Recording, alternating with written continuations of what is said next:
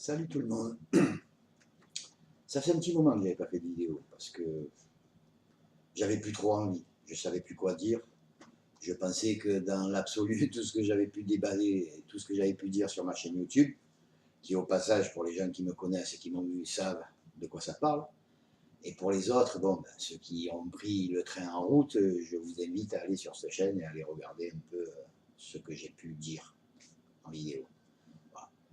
Aujourd'hui, c'est juste une envie de me marrer un peu, de déconner et puis de vous faire part un peu de mes impressions. Parce que bon, taper sur un clavier, ça commence légèrement à me fatiguer la tête. Donc, je préfère faire une vidéo comme ça. Ceux qui voudront regarder, regarderont. S'ils y trouvent leur compte, tant mieux. S'ils y trouvent pas leur compte, c'est pas grave. Je continuerai à débiter mes conneries par écrit. Puisque là, apparemment, ils y trouvaient le compte. Voilà. Donc, je voulais juste faire un petit retour, 2 ans en arrière, quand je faisais ces fameuses vidéos d'ailleurs, où j'avais dit, sur une d'elles, vous pourrez vérifier, hein, ceux qui veulent éplucher les archives, à la présidentielle de 2017, quoi qu'il arrive, quoi qu'il se passe, Marine Le Pen sera au 2e tour. Et en face, on pourra avoir un singe bonobo, une amibe décérébrée, une molécule de pierre ou de plante, ou ce que vous voulez, n'importe quoi, les gens voteront pour lui. Et c'est ce qui s'est passé. Bon, on n'a pas hérité d'une amibe décérébrée, on a hérité d'un tétard émasculé. Bon, c'est un peu plus évolué que ce que pourrait être une amibe décérébrée. L'amibe décérébrée, c'est lui qui l'a épousée. Son espèce de fossile précambrien. Enfin bref. J'avais donc dit, et puis j'avais vu se profiler dans ce tableau pitoyable qui est la politique française à l'heure actuelle, j'avais vu se profiler justement cette espèce de staphylocoque doré, ce Macron, en toile de fond. Il faut savoir un peu que ce mec, à l'origine, c'est une caisse enregistreuse qu'on a débarquée de chez Rothschild et qu'on a collée au ministère des Finances pour compter les points et pour nous voler le peu d'argent qu'on pouvait encore espérer garder. Voilà. Sachant qu'un an plus tard, il allait être président de la République, et puis bon, cet argent qu'on pouvait espérer un peu garder, il a fini par le voler et le filer aux riches. Et maintenant, il continue à gratter aux pauvres. Alors, je ne sais pas, comme je dis depuis maintenant quelques mois, on a pu voir la capacité qu'ont les Français à la révolte, parce qu'on nous parle de révolution, je m'évertue à le dire. La révolution est un mouvement qui vous fait partir d'un endroit et qui vous fait retourner à l'endroit où vous êtes arrivé. La Terre a un cycle de révolution de 1 jour où elle fait un tour sur elle-même. Faites des révolutions et vous allez voir ce qui va se passer. C'est une révolte qu'il faut faire. Mais une révolte, ce n'est pas quelque chose qui se décide comme ça sur des réseaux sociaux en allant crier, baver. Moi, ça fait des années que je le dis.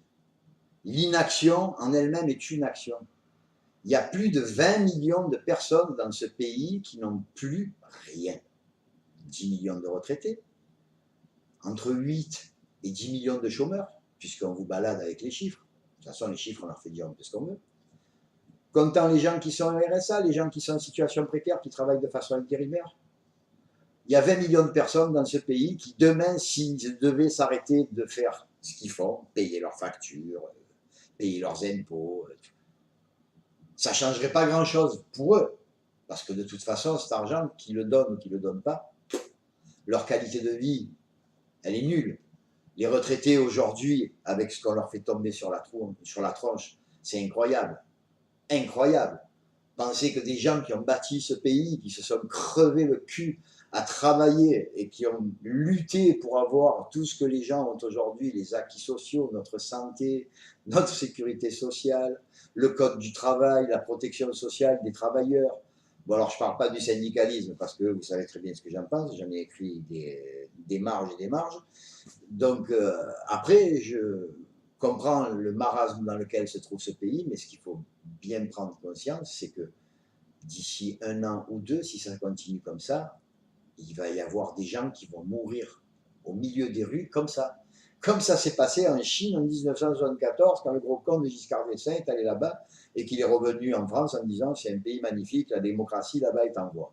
Ce qu'il ne savait pas, c'est qu'il y avait 20 millions de gens qui sont morts dans les rues de faim, dans les campagnes, dans les villes, de faim. Ils sont tombés au milieu des rues, il a fallu des mois, des semaines pour les ramasser. C'est ce qui risque d'arriver en France. On ne vous dit pas ce qui se passe dans le reste de l'Europe. La Grèce est à feu et à sang. Aucun écho dans les médias. L'Italie, on est en train de se battre avec eux pour l'histoire des migrants. L'Aquarius. Alors, on donne des leçons au monde entier, mais on fait le contraire de ce qu'on devrait faire.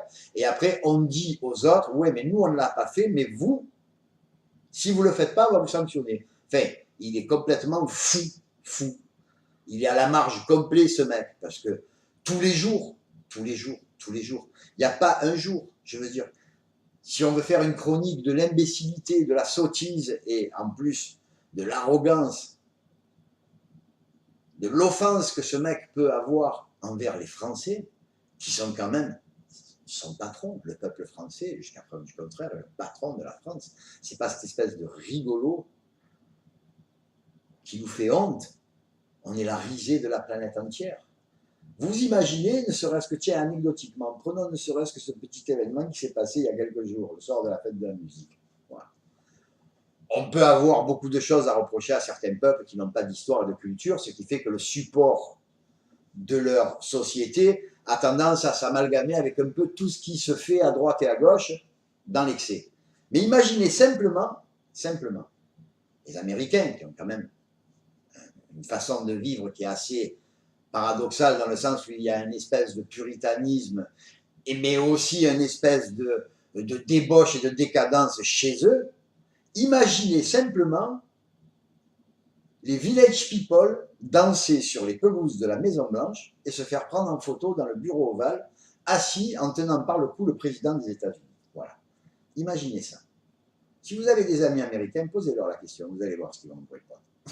Ça, c'est un truc, il y a des symboles auxquels il ne faut pas toucher. Les Américains, c'est des enfoirés finis, mais leur président, leur Maison Blanche, leur bureau ovale et tout ce tralala, il ne faut pas toucher. Jamais ça pourrait arriver. La première puissance mondiale, jamais le président se commettrait dans une espèce de farce pareille. On est la 5e puissance mondiale sur cette planète. Mais aujourd'hui, on est la première puissance mondiale qui est la risée de la planète entière. Mais vraiment, on nous prend pour des débiles. Rajoutez à ça, les gens maintenant, les touristes, ils ont pris l'habitude, ils viennent au mois de mai en France. Ils savent qu'il y a des grèves, mais bon, c'est des grèves, des manifestations, tout ça, mais c'est des trucs qui servent à rien. Donc ils viennent comme si c'était la saison touristique. On vient voir les grèves en France comme on vient voir la grotte à Lourdes pendant Pâques ou pendant la Trinité ou pendant la Noël, enfin peu importe quoi. Voilà, on en est réduit. La contestation dans ce pays, la révolte dans ce pays, c'est devenu, comme je le disais l'autre jour, on m'a proposé de faire des pique-niques de contestation. Alors, je ne sais pas, qu'est-ce que c'est une pique-nique de contestation? Ça peut se résumer à quoi? Je l'ai écrit, mais je vais le redire parce que pour que les gens aient bien en conscience. Un pique-nique de contestation, bah, pour moi, ça doit ressembler à un truc un peu dans ce genre. On met une toile cirée par terre, on sort la bouffe.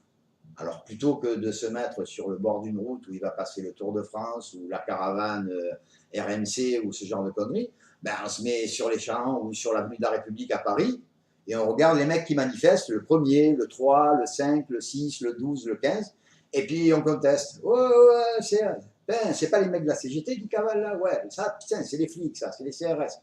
Oh, putain, Simone, passe-moi le saucisson. On boit un coup, allez, tu nous resserres parce que là, voilà quoi ça peut être, un pique-nique de contestation. Je vois pas à quoi ça peut ressembler. Ou alors vous allez vous asseoir dans un champ au milieu de nulle part et puis vous contestez en criant. Moi, ce qui est sûr, c'est que si vous êtes là-bas, il n'y a personne qui va venir vous taper sur la tête. Bon, contester pour les étoiles, c'est bien gentil, mais je ne sais pas ce qu'elle pourrait avoir à nous offrir, à faire pour nous. Donc, la seule issue dans ce pays, c'est de faire comprendre aux gens, avec un langage profane, qu'ils comprendraient tous et toutes, il n'y a pas d'homme providentiel. Il ne va pas vous tomber un mec tout cuit du ciel comme ça qui va venir. Il est venu il y a 2000 ans en savate avec une toge pourrie, barbu, les cheveux longs. Il a parlé 33 ans, la 33e année, ils l'ont pris avec des punaises sur un bout de croix. On sait ce que ça donne, les hommes providentiels qui ont la parole. Ce qu'il faut, c'est trouver quelqu'un, un porte-voix qui soit capable de porter le message de tout et de tout le monde, le plus simplement possible, en utilisant un langage et en allant au-delà des clivages, des oppositions, d'idées pour des détails la couleur de la merde, la couleur du ciel, s'il pleut, s'il fait beau, enfin, ce genre de choses. Quand on a fini de dépatouiller cette merde, vous imaginez quand on commence à parler de nos droits sociaux et puis de nos acquis, c'est fini. Il n'y a plus personne pour se battre. Ils se sont tous déjà tués pour des histoires à la con. Voilà. Donc moi, ce que je dis, c'est que pour l'instant, je vois la capacité de révolte des Français. Bon, il y a la France insoumise, c'est vrai, ça bouge beaucoup. Mélenchon, que j'aime pas beaucoup, mais euh, l'homme lui-même, c'est vrai que je l'aime pas, mais son discours et l'élan qu'il inspire, c'est quelque chose, parce que moi je connais des gens de la France insoumise, ils y croient vraiment, et c'est vraiment des insoumis, ils se battent, ils font des grèves, ils font... Voilà. Donc à partir de là, il faut bouger. Mais bouger, pas aller dans la rue, faire le bordel, crier. Non, il faut bouger individuellement. Il faudrait que tout le monde puisse avoir l'idée, l'inspiration, le courage, la volonté, tous ces genres de choses qu'on nous demande à longueur d'année d'avoir pour des choses vraiment, mais qui nous cassent les couilles, mais hein, le travail, les dettes, les embouteillages, les villes, la pollution, la merde qu'on bouffe, les scandales, le stress qu'on nous diffuse à la télé avec tous ces attentats à la noix et compagnie. Il faudrait qu'on arrive à prendre le recul là-dessus et puis se dire, mais bon, moi tout ça, ce monde, ça ne me permet pas, moi j'en ai marre. Et par la voie légale, alors vous avez diverses options, hein. Vous pouvez arrêter, rester chez vous, comme vous concertez, surtout les retraités. Moi je dis que c'est les retraités et les jeunes qui sont la clé de cette histoire. Maintenant je l'ai compris. J'ai vu à quel point il les a floués et à quel point l'indignation s'est élevée chez cette catégorie de personnes-là parce qu'ils ont vraiment cru, ils y ont vraiment cru, que l'autre il leur touche rien du tout. Enfin, c'est pas le cas, quoi. Là il est en train de les peler comme une orange. Quand il aura fini, il ne restera plus rien. Il va manger même les pépins. Voilà. Donc, c'est ce que je voulais dire. Voilà. Il faut qu'on prenne conscience que même individuellement, on peut faire des choses. On peut parler aux gens. On peut dire. Après, vous pouvez très bien aller vous mettre en faillite personnelle à la Banque de France. Si vous êtes 10 000, 15 000, 20 000, 30 000 peut-être, allez, il va dire 100 000 à le faire en même temps, dans la même semaine. Vous imaginez le bordel que vous allez mettre là-bas? Imaginez-vous. C'est un simple détail, mais ça peut y faire beaucoup. Et puis, bon, pour ceux qui sont en procédure judiciaire, ça arrête aussi la procédure judiciaire. Enfin bref, il y a des tas de pistes. Mais surtout, il y a un truc. Voilà, moi ce que je dis. Allons au-delà. Ne cherchons pas quelqu'un qui serait un rassembleur ou un messie. Allons au-delà de tous ces clivages. C'est une question de survie. C'est soit ils nous tuent, soit on les arrête. Avant. Et dites-vous bien que comme je l'ai écrit sur un texte que j'ai posté sur Facebook, vos meilleurs alliés, ça sera toujours la personne qui va se trouver là, là, et dans votre dos quand vous allez avancer. Et si ces personnes-là, ils ont la même vision des choses que vous, là, vous y arriverez. Voilà.